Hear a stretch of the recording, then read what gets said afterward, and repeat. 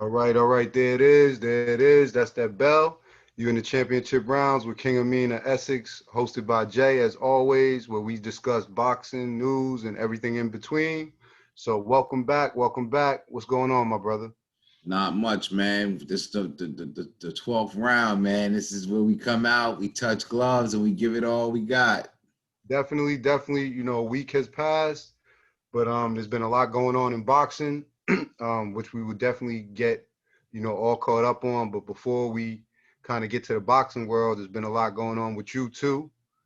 So we kind of plugged it, set it up next week, but last week, but talk a little bit about, your own blog and then, what you're doing in terms of outside partnership ventures. No, definitely, man. Definitely staying busy in the TBV community. On the TBV podcast, the Boxing Voice. I'm on there. Most days when I can, but definitely on Sundays and Thursday nights. Kicking boxing knowledge over there with the host Nestor Gibbs, co-host over there. Mario Munguia, Alex Doomsday Linez, all the guys over there. So that's really been, just kind of staying active. Also, we're doing this over here, and I'm also on Instagram, King Amin of Essex, on the blog over there. So just keeping everything, spreading it out, making sure that I stay linked in and I keep y'all tuned in with everything boxing right now. All right, definitely. So, definitely make sure you check my man out, on his blog, King Amin of Essex, one. And definitely shout out to everybody at TPV. Definitely, for showing love down at Border Wars in Florida, and just those are some knowledgeable brothers there. So definitely tune in to my brother over on that platform. So moving forward, as we always do, we're gonna start with our recap. Shakur Stevenson versus Jeremiah Nakathia. Don't. If I mess up his name, don't kill me. But we all know, that Shakur had a big fight. Stevenson 16-0, 8 KOs. First, let's just see what your impression is. You know what the people tune in for. So, what did you think of the fight? I had a challenging weekend with this one, man, because I found myself not trying to defend the opponent nor the performance, but I guess I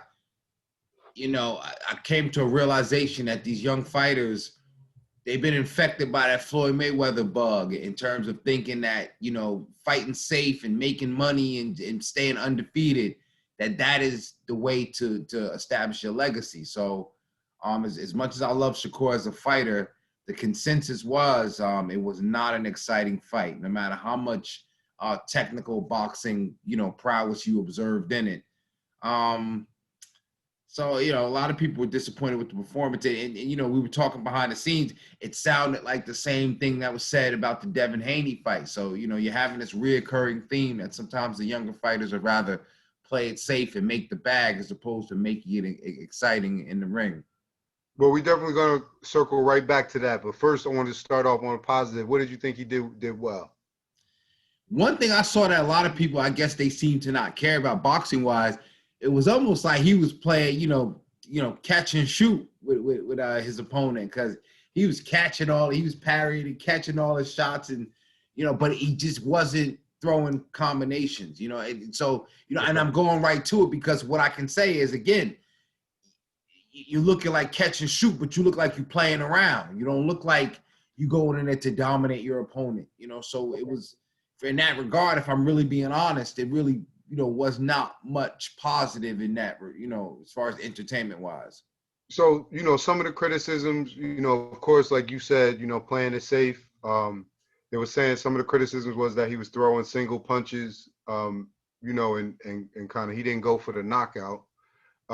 So what do you think? Do you kind of think that's him kind of looking forward maybe to another opponent, or being overly concerned? Because even his tone, like when you looked at, I was kind of looking at some of the things he was posting on IG, and he kind of had an apologetic tone. Like he was kind of talking about, I'm gonna do better, I'm gonna put a better performance up.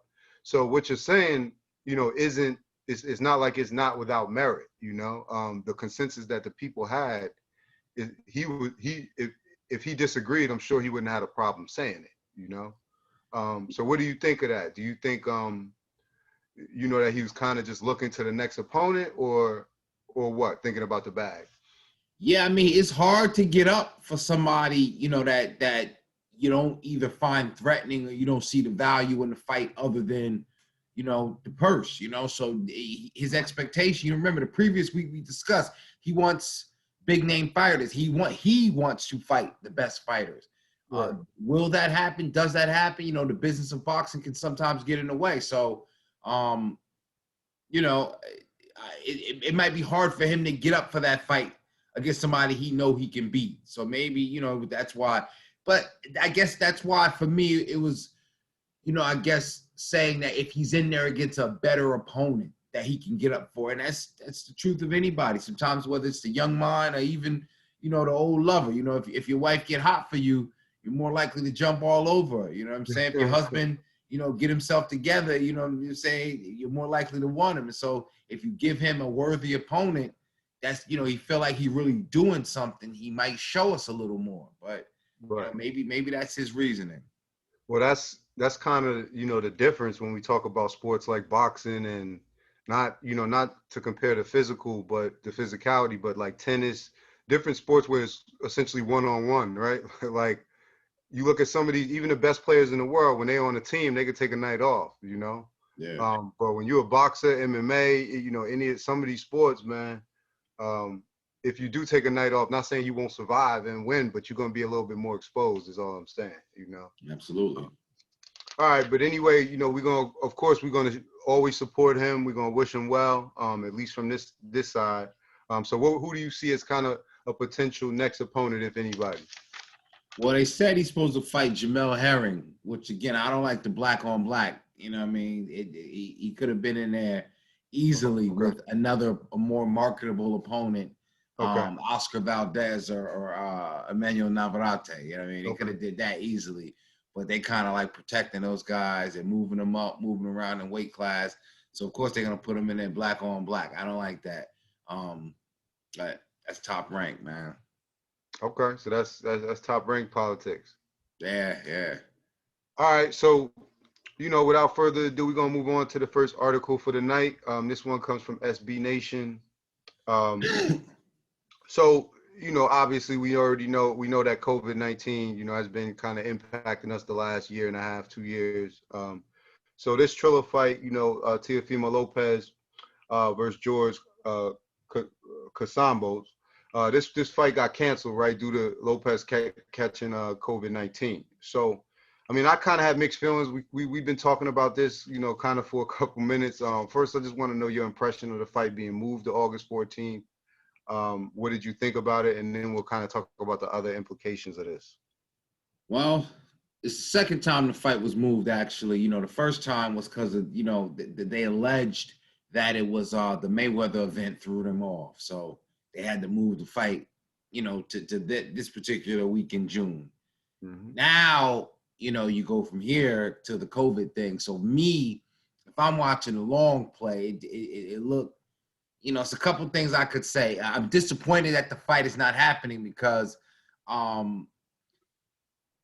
Kambosos is a good opponent for Tio, you know, given what he's coming off of. You know, it's a opponent that he beat Lee Selby. Lee Selby's a good name. European opponent, always comes with a nice fan base. What kind of chance he stood, you know, I don't know how much of a chance he stood, but still, you know, a good fight to see. But you know, you got some questions about the, you know, you know, about the protocols and about even the validity of the cancellation, man. Yeah, so just kind of going along that line, you know, Bob Arum kind of came down a little bit hard on him, blamed him sort of, well, directly and indirectly for not getting the vaccine. You know, as did his opponent. So first of all, what did you feel about that? About them kind of coming down hard on him? Before I kind of give my opinion on it. Um, yeah, Tio, he did kind of say, you know, he does have asthma, you know, and he does have significant symptoms. I guess high fever. I think he was having some respiratory symptoms.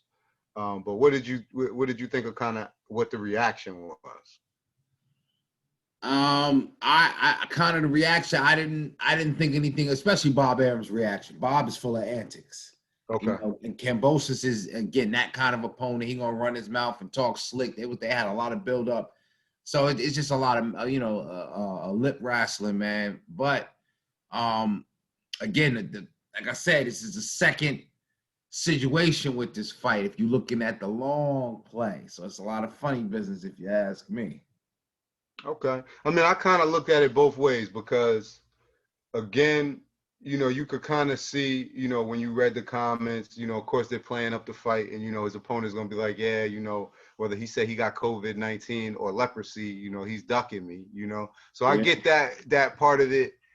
I was a little bit more, and what to expect from Bob Arum, probably much more than I would, right?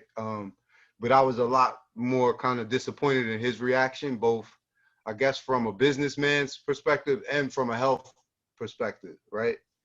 Because as far as I know, and I only really looked at one or two articles, but there was no information about how he got COVID, So for all we know, he could have been trying to, practice, as good as he can in terms of EDC protocols or whatever, and he could have caught it accidentally. And the thing is, like, although I support being vaccinated, for him to come out and essentially try to shame him for not being vaccinated, I don't know what his reasons are for not being vaccinated, So we do live in a country where people have freedom in terms of their medical choices, you know what I mean? So I don't think, I just don't think, we really should be shaming them for that. That's all. You can disagree with the decision, whether you call it irresponsible or not, but I don't think we should shame somebody for, whatever their choice is, whether it's an informed choice or not, the way to get them back on board isn't to shame them. So that's just my little 2 cents with that.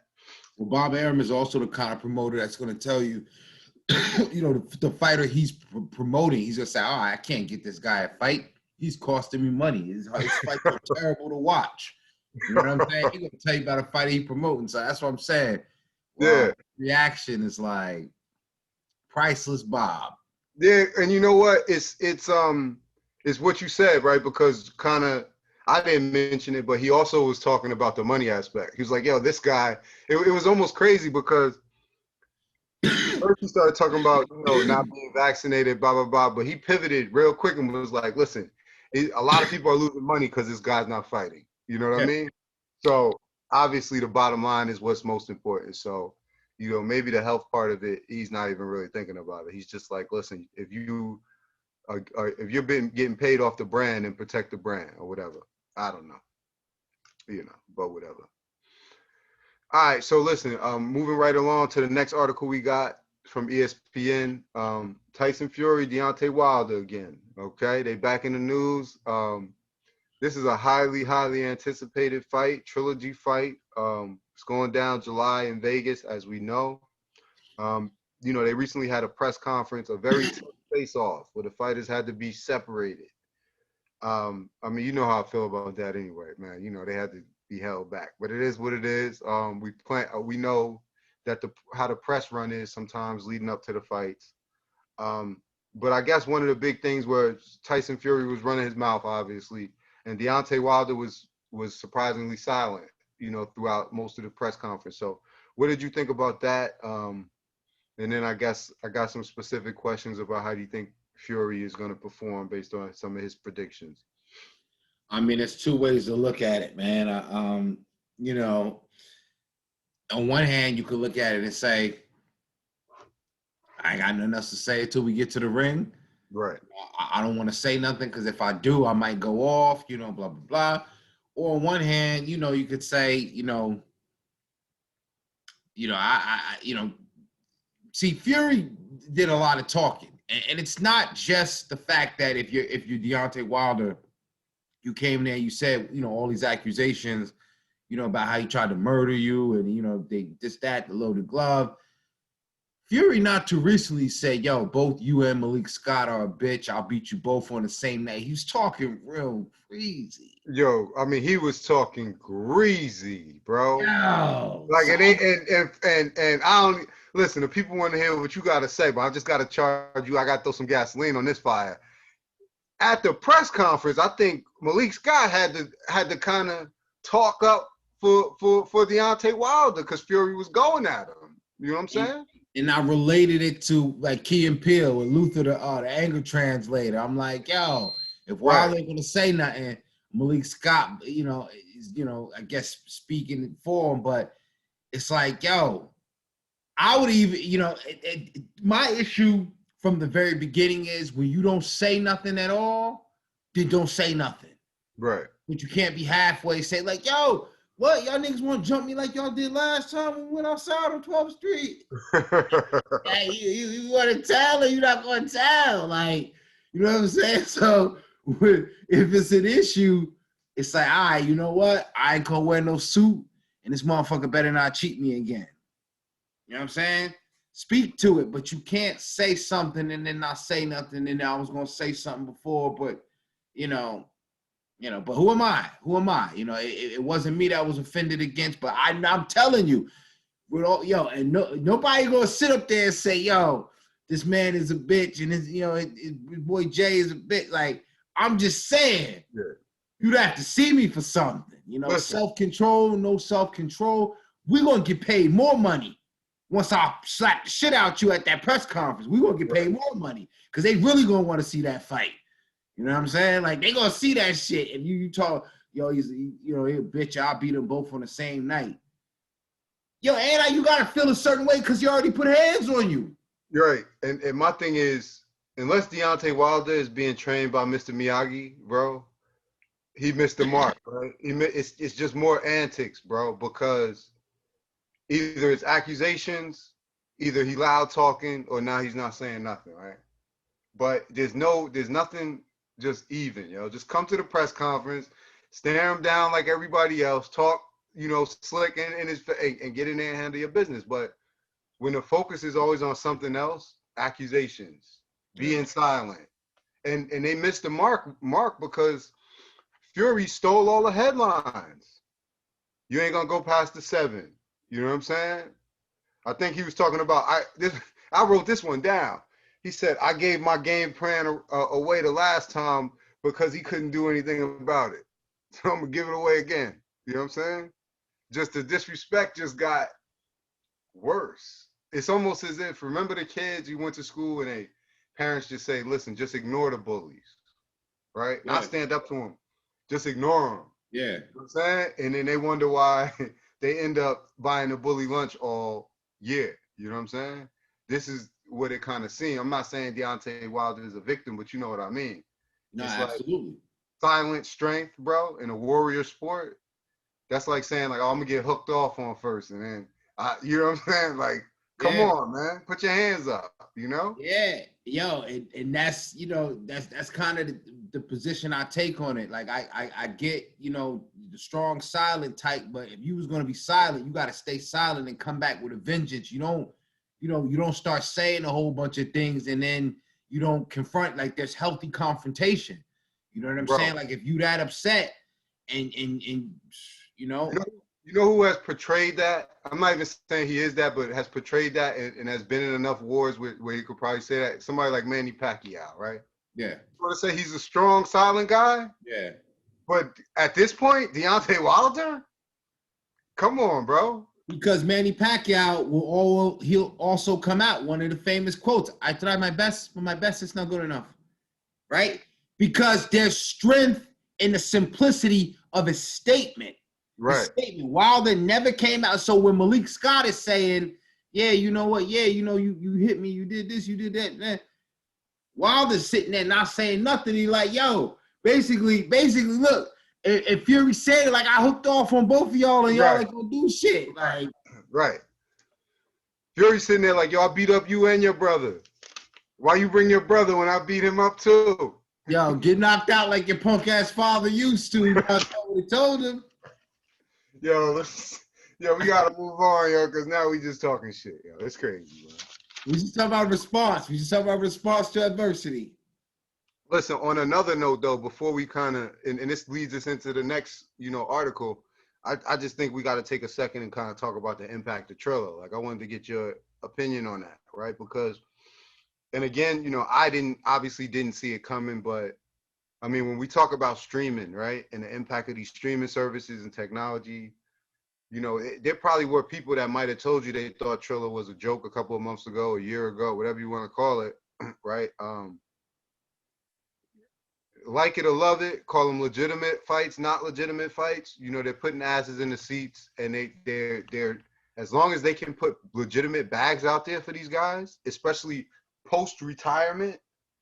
Yo, they're gonna have a big, because a lot of these guys got name recognition, you know, and you know some, and they still train somewhat, and they got no platform. You know what I mean? So, what do you think, man? Especially, and we might just have like a perfect storm right now, because you got some young guys making their name, and you got maybe some older guys in retirement that might have bigger name recognition.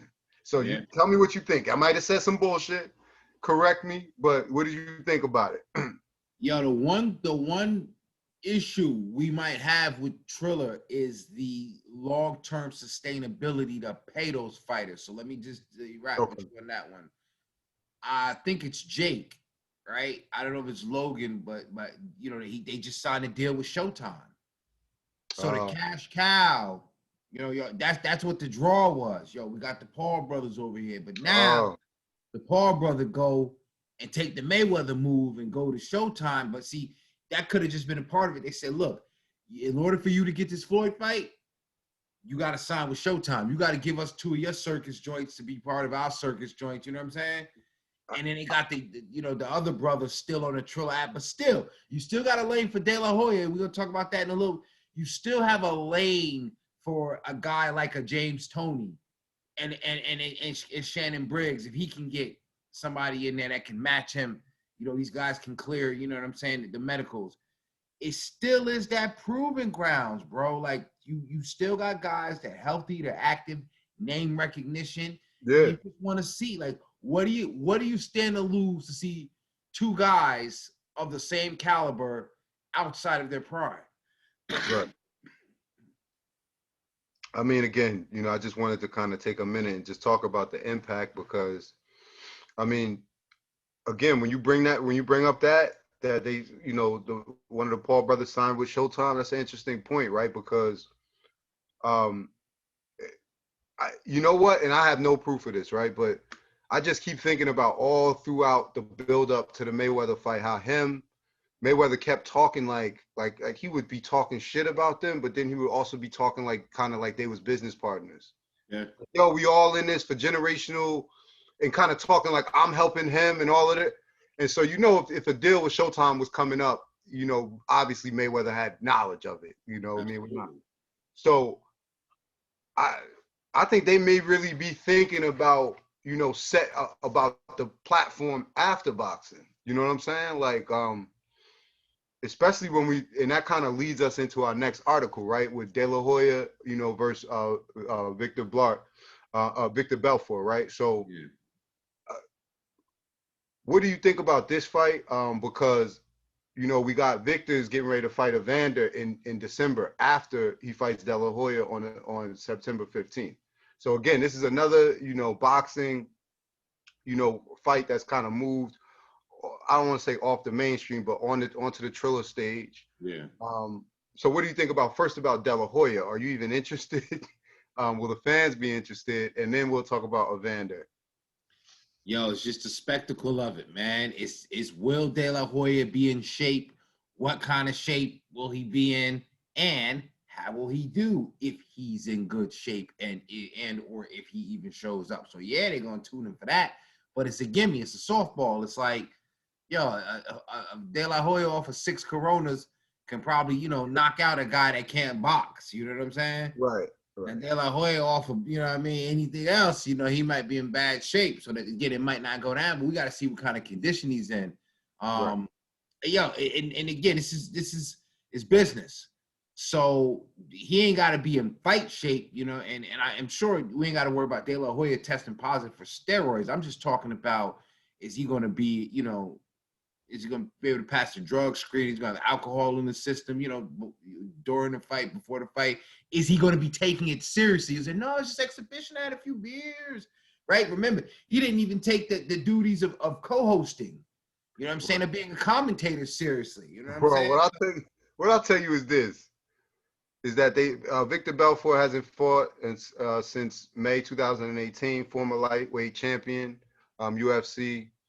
It's only 2021. I wouldn't take this. I mean, he's 44 years old, but I wouldn't take this guy lightly. You know But what I he's mean? got a long history of what they call HRT, that hormone replacement therapy.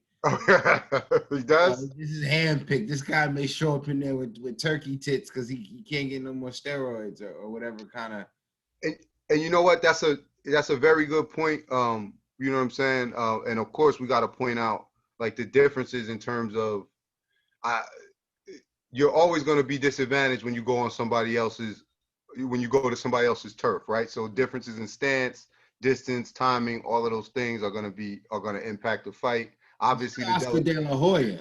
That's right. what I'm saying. He could drink that whole 6-pack of Corona, ice cold with no lemons on that bitch. He's still Oscar De La Hoya. If you put up your mitts against him and he got any sort of vision, he gonna chip the shit out of you. I mean, that's why we were so kind of enamored when we was watching the Shields fight, right? And how it ended up, right? Because, you know, of course, she's another level, you know, athlete and just in general. So, not drawing any, you know,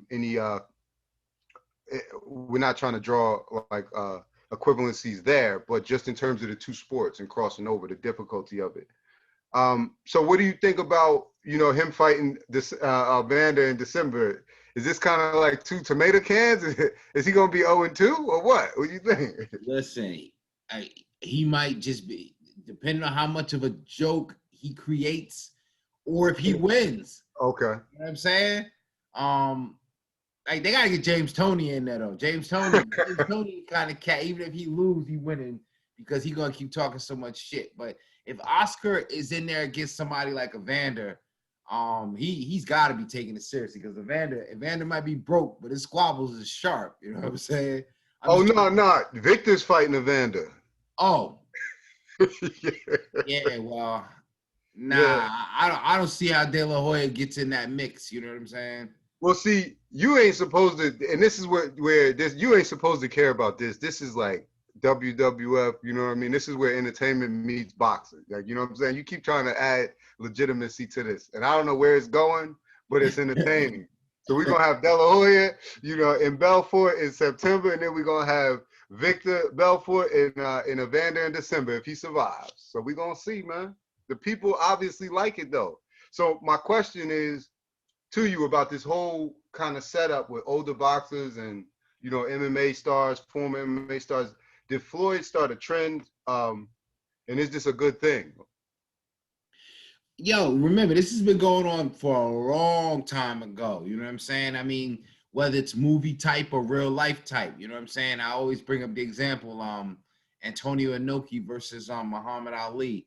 You had what's the guy's name? Tex Cobb versus Muhammad Ali. He was an actor, you know, an amateur. Well, he was a pro boxer, but had no business being in the ring against Muhammad Ali.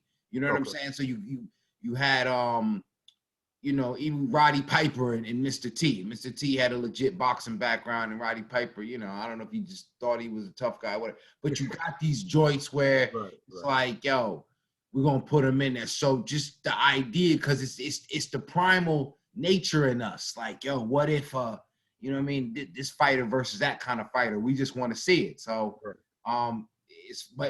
yeah, Floyd started making it lucrative. Okay. Because it's the willingness of a boxer to, you know, to chat, but it's another, you know, masquerade because it's a high level boxer challenging an MMA fighter in a boxing match. Right. It's not, respectfully, it's not what Clarissa Shields is doing. Right. High level boxer crossing over, especially at their prime. Yeah. You know, so that's why I said, you know, just, you know, we're not trying to draw no equivalency, just talking about the skills transfer with her. But, you know, along that line, you know, just kind of going with that theme in terms of boxing and MMA, that kind of leads us into the next article coming from World Boxing News. So I wanted to get your opinion on this fight, right? Because, you know, this is Julio Cesar Chavez Jr. versus Anderson Silva. So a lot of there's a lot of different opinions on how this fight may turn out, right? Obviously, we know, Chavez Jr. is very accomplished, 34 knockouts. But people were talking about how this fight might be unlike, some of the other boxing versus MMA fighters. And I guess they're suggesting it will be a little bit more competitive, right? Because Anderson Silva, regarded as one of the greatest MMA fighters ever, has a boxing record of his own, 13-1. Has 23 KOs of his own in MMA. So again, I don't think anybody is giving Anderson Silva the edge, but just kind of talking like with some background, and just what kind of pedigree the guy is, it might be a different fight. So what do you think of it? How does this fight differ? And are you interested? Oh, I'm giving him the edge. I'm giving him the edge because you're talking about Julio Cesar Chavez Jr. Okay. Yo, he is what Oscar De La Hoya wishes he can be. Okay. Irresponsible, reckless, hedonistic. You know what I'm saying? Like, okay. The last time he was in the ring, he got booed out the ring. He lied and said the guy, was trying to hit him with illegal punches. I mean, just clenching his jaws. The Christmas tree lit up, boy. And listen, this is not me making any false accusations. This is the way he performs. This is how he presented himself. Right. He fought Daniel Jacobs and quit on his stool. He looked like he could go, but he didn't want to fight. Right. So it's all kinds of questions about his character, man. Okay. So yeah, the character issues, the substance use issues. Again, De La Hoya-esque in his attire, the cross-dressing. Chavez Jr. is an interesting fellow. So again, that characterization of him, yeah, he ain't training. He ain't serious about no boxing. Meanwhile, you got Anderson Silva. He's been picked to be in a dream match against Roy Jones since 2005. They couldn't find a way to make enough money. And then when Roy started losing, then it didn't make sense anymore. You know what I mean? So that's how long Anderson Silva's been preparing for this moment, if you will. So he ain't about to lose to fucking Chavez Jr. All right. He's going to be the one, like how Clarissa is the one. And again, no respect to the women that have been doing it, like the Holly Holmes, the Amanda Serranos, the Heather Hardys. But like Clarissa Shields is the one that's going to make a bag attached to it. Like, Silva's the one that's going to give MMA fighters the edge and be like, yeah, if they got a legit background in boxing, they can beat an undisciplined professional fighter. Okay. I wouldn't have known that, man. Just, obviously I'm not going to do the amount of digging. You know the background knowledge, but I wouldn't have known that. So that's, that's good. Let me just throw this at you. You can look for it on your own time. You're looking on social media or Google when you just need some laughs. It's a picture of, it's on his post on Instagram, Chavez Jr. He's got this, it's a famous song. He like, zaga, zaga, zaga. Zaga, zaga, zaga. He's got green hair. He's dressed a certain way. He's very dressed De La Hoya-esque. Eyes is lit up like a Christmas tree, bro. Well, good luck to him. Good luck to him. Good luck to it, man.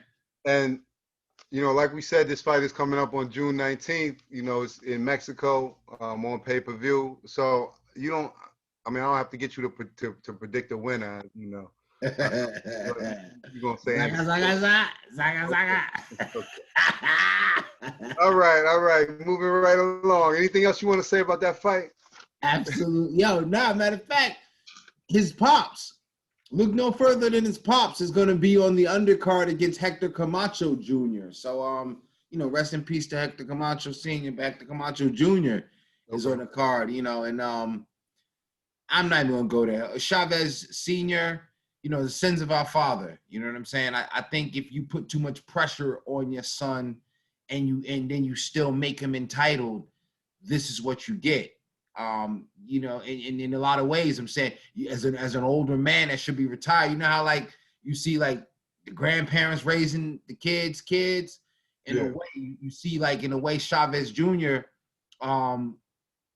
Being a reflection of that. Like you gotta teach your son the game seriously instead of enabling him. I'm being serious, man. Like Don't enable him to tarnish the family name and also to misrepresent the potential of his own career. If you see him doing wrong, you gotta let him know you ain't carrying my name doing that bullshit. You know what I'm saying? As opposed to making excuses for him. So again, but when you wiping his nose, you're also gonna be on the undercard of this shit, still trying to carry it. You know what I'm saying? As opposed to, you know, what other options you may take. So yeah, Chavez Sr. is on the undercard of this against Hector Camacho Jr. All right. All right. So moving right along as we do, you know, it's time to go to school. We're gonna do the ABCs this week. So you know, this week we're gonna kind of talk about the weight divisions, the weight classes. Obviously we know there's 17 different weight divisions in boxing. Is that correct? Yeah, about. I mean, I the reason why I'm asking you is not to put you on the spot. It's merely just amazed that it was that many different ones. You know what I'm saying? You don't see the straw weight as much anymore. You know what I'm saying? Because I think who the hell is gonna be 105, 108 pounds? You know what I'm saying? So what is around is bantam lighter than feather? Yes, bantam is 118. Feather is 126. Okay. Yo, sometimes the these featherweight jockeys. weight, what'd you say? These is jockeys. These is horse jockey weights. You know what I'm saying? No, what weight is Lomachenko? Well, he's been fighting at 135, between 130 and 135. But he was lighter than that before, wasn't he? He was coming in because he was amateur fighting at 132. He first snuck in at about 126. Oh yeah. That's why I asked you that. That's why I asked. I didn't want to say that. I didn't want to throw it out there and be wrong and shit.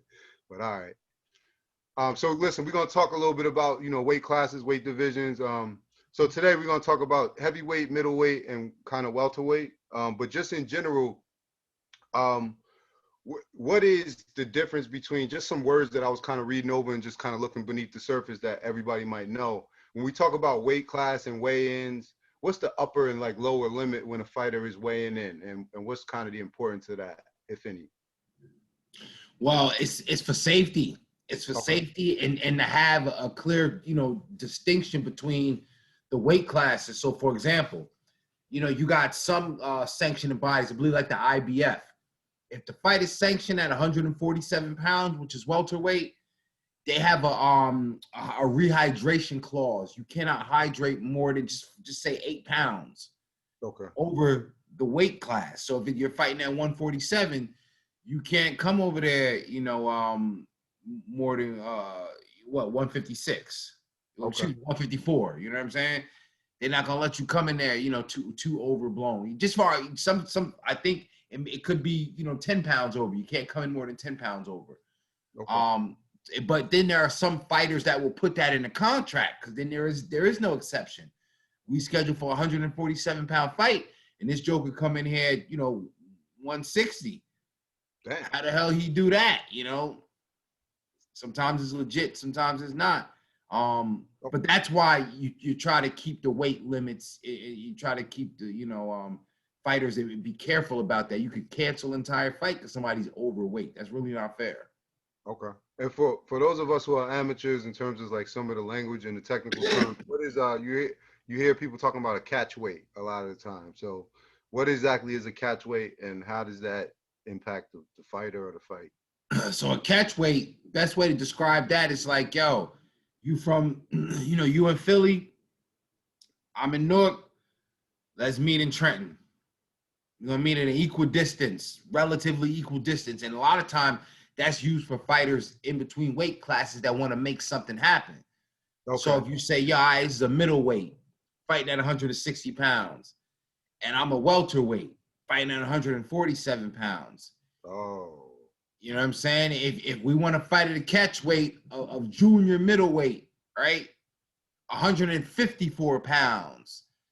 All right. Let's do it. You come down and I gotta blow up. You know what I'm saying? I'm gonna be ready for you at that middle of the road. So a catch weight, or oftentimes, you do that when you want to gain advantage. Most famously, Floyd did that, and Canelo's done it. As far as Floyd, when he fought Canelo, he fought him at 152 pounds. Which is an awkward ass weight, to make somebody come down to, especially somebody that's naturally physically bigger. But then you look at somebody like Canelo, And again, a lot of people will take away from his legacy. And if I'm being objective, I can understand that. He campaigned at 155 pounds. This is 1 pound over, junior middleweight, but 5 pounds less than middleweight. So you want to fight me at 155 pounds. So, it's just taking advantage. So if you're a bigger guy and you want to cash, fight, you want to be in there with Canelo, fuck it. I'm going to come down and, because again, when it comes to hydration stuff, you're already putting yourself at the disadvantage because you're not accustomed to, having a restriction on your hydration, perhaps. All right, so let's move to some divisions. We'll probably end up covering, some over the next couple of weeks. But just in general, today we're going to talk about heavyweight, middleweight, and welterweight division, right? So we're just going to kind of just for the beginners, some of the basic points, just like what are the kind of the weight limits for that division, and who are some of the premier fighters, either classically, in the sport, that dominated the sport, and then of course maybe a modern fighter, and what kind of action do you see in that weight class? So let's start with the heavyweight division. What's the weight limits? Who are some of the premier fighters, and what kind of action do we traditionally see in that weight class? So heavyweight division is that's the division of the kings, obviously. Yep. It's interesting because cruiserweight is 199 pounds to I think 210. I think you can't hydrate more than 210, something like that. Yeah. Then they have like a bridgerweight division that they're creating. A lot of funny stuff, but the real fact of the matter is heavyweight's supposed to just be 200 and above. Right. Yeah. And that's just pretty straightforward. So 200 and above, there's no height requirement, but the weight is 200 and above. So, I mean, all the greats, as far as, Muhammad Ali, Frazier and Larry Holmes and I mean, heavyweight division, and the heavyweight division has always been special because every fighter, it could be one fight away, one knockout away from stardom. Right. And being heavier guys, bigger guys, it's a lot more heavier punches being thrown. So, you go all the way from back then to now. Look at what we're talking about. Tyson Fury and Deontay Wilder. So, yeah, you just got a lot going on with the heavyweight division, as always. Definitely one of the most recognizable divisions in terms of the fighters being famous and then bringing the sport to another level, right? In terms of lay people, kind of knowing who boxers are, and especially the champions. So, especially when we talk about stuff like Mike Tyson's Punch Out, you know what I mean? Yeah, man, the heavyweights are the ones that kind of set the tone for it, man. I mean, bro, if you just think about like the cultural impact, like I'm not trying to be funny, like Mike Tyson's Punch Out, even people who didn't know nothing about boxing gonna know about that. Every kid had boxing gloves. A lot of us had Sugar Ray Leonard or Muhammad Ali on them. You know what I mean? So in different, divisions, you had these giants. You know what I mean? So, so let's move on to the middleweight division. What is kind of the general weight limits there, and who are some of the premier fighters that we could expect to see now, and kind of older fighters? Well, middleweight division, 160 pounds, man. Really, the middleweight division, the best middleweight of all time, everybody would honestly say Sugar Ray Robinson. Sugar Ray Robinson has got to be considered the best. Okay. So we talk, and over the years, you've had fighters move in and around the division. But again, more recently, you had Bernard Hopkins, have a pretty good career at 160. De La Hoya had a good career at 160. People come through, 160, but, it's kind of weird because 160, you kind of hang out there in a super middleweight and light heavyweight, but, Triple G has probably been the last guy to really just stay at 160 pounds and just try to hang out there and do everybody in. Marvin Hagler. Okay. That was his claim to fame. He didn't go up. He didn't go down. He was the middleweight champion for 12 years, whooped everybody's ass all over the fucking globe, all over Italy, wherever you could find him, wherever there was a champ, Morocco. He whooped their ass, middleweight champ for 12 years, whooped everybody's ass. If he lost to you or drew, he only had 3 losses. But if he lost to you or drew, and the only loss he did not avenge was against Ray Leonard. So if any draws, anything, he went back and whooped that ass. So middleweight division is used to be very, very popular. Triple G has brought some excitement back. Canelo, whenever he wants to. Of course, he fights at middleweight, but as of late, he's mostly been doing 168. But him and Triple G fought at 160, and that's why that was a big deal. Okay. And then welterweight, what's kind of the general weight, and who are some of the premier fighters in that division? Well, listen, welterweight division, man, that's 147 pounds. I most famously refer to it as the nexus of the boxing universe, man, because you got to come through there to go anywhere. Okay. So if you a little guy, at best, you better hope you can get up to 147. And it's a very notable recognition because it's kind of in the middle of the road. You know what I'm saying? It's a money division. Floyd made it that way, right? But you come through 147 if you're a little guy, and you hope that you can stay there at the end of your career and get some good fights. Or if you kind of start off as a lightweight, 135 pounds, you may go to a welterweight to really make your bones and to fight. I think you have a lot of interesting fighters that are in a physical transformation at that point. So a lot of people, that's when you always have a tendency to have a larger volume of great fighters at 147, I think, than any other division. Because like I said, you got fighters that are on their way up, maybe starting off at, 135 pounds, and they're going to go right through 147 to 154, maybe even a middleweight. Or you got those fighters that start off at 118, and at the end of their career, they can't cut their body down to 126, so they end up fighting at 147.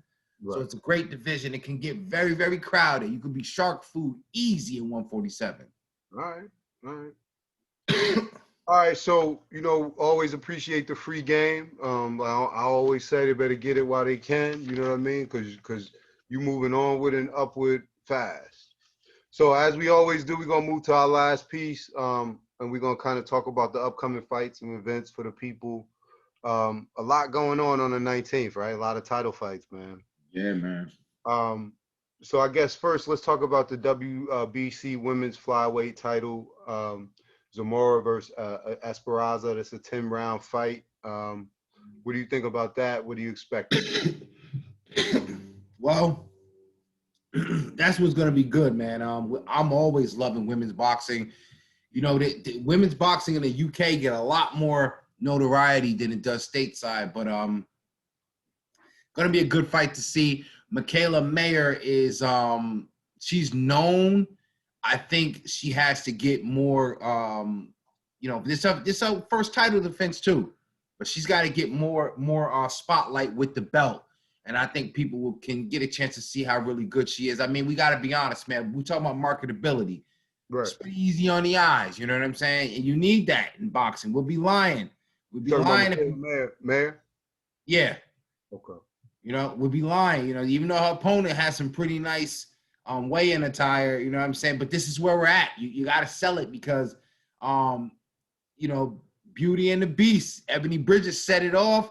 So everybody else, they got to come kick that door down, you know what I'm saying? So, Michaela Mayer, I'm not saying that she has to be any sort of sex symbol, but definitely get in front of people and let people know that, you're easy on the eyes, plus you're an entertaining fighter. So that's my shout for women's boxing as far as that card, bro. Okay. So moving right on, we got Nayo Ano versus Michael Dasmarinas. This is a IBF WBA bantamweight title fight. So what do you think about that? Any expectations, predictions? Now, I might, supposed to be considered the expert, but I'm not big on it in no way. I can't even pronounce his name all the way 100%.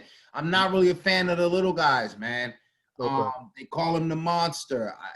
I know he get busy. I heard he get busy, but I got an issue with Japanese fighters on the whole because they don't protect themselves, man. They do what I call a zombie style. You know what I'm saying?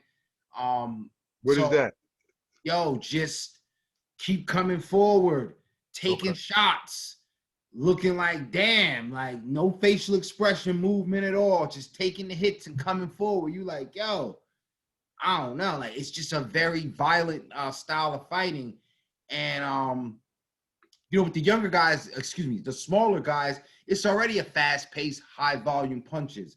And I just think that, for this guy to be as good as everybody could, they always throwing him on a pound-for-pound list. But, for him to be as good as everyone is projecting him, I think he should at least differ from the traditional Japanese zombie style that I'm accustomed to seeing. So I am going to give him a closer look.